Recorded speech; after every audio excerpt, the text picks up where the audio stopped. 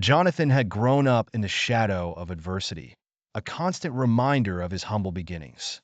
His village was nestled in the hills, where rolling farmland spread as far as the eye could see.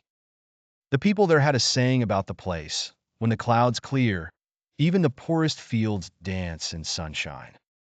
Jonathan lived by those words, never allowing the village's scarcity to cloud his spirit. Instead, he forged a determination as steadfast as the rising sun that greeted him each morning, welcoming him to another day of toil. One summer, an opportunity arose that promised change. The city nearby was bustling with construction projects, hiring workers from all corners, even places as remote as Jonathan's village. He packed up his meager belongings, filled with both trepidation and excitement, and set out to find work. His aim? To build more than just the towering edifices he would help erect, but a future for himself and his family.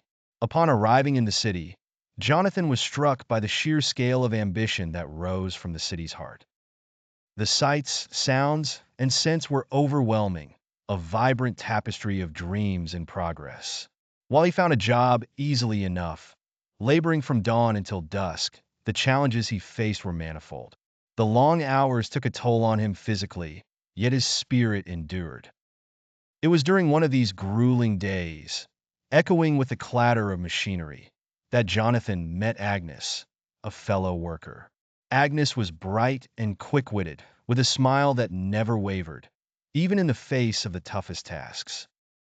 She spoke often, alluringly, of her plans, how she would take her earnings and build a school in her hometown. Her dream was grand, noble, and contagious. Together, they were bonded by shared burdens and whispered aspirations under the night sky when the city paused in silence.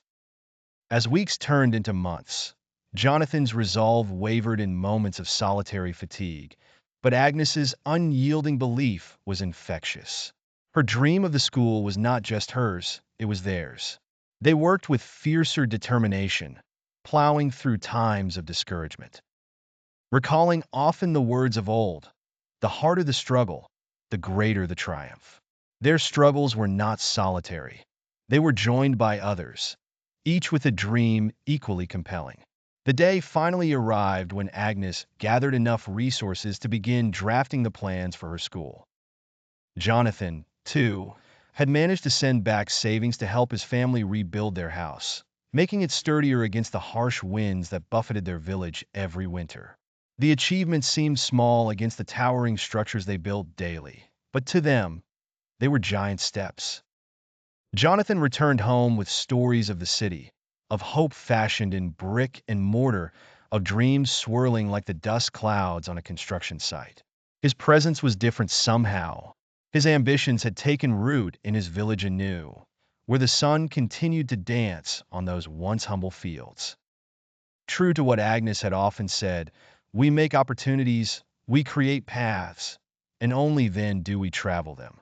Jonathan began plans to start a small agricultural initiative, slowly transforming the village's sustenance traditions with new ideas borrowed from his time in the city. Not all who came back from the city did so with a tangible legacy, but Jonathan returned richer, not with wealth, but with purpose. Stories like Jonathan's remind us that success is not merely the culmination of events, but the journey taken, the action of moving forward.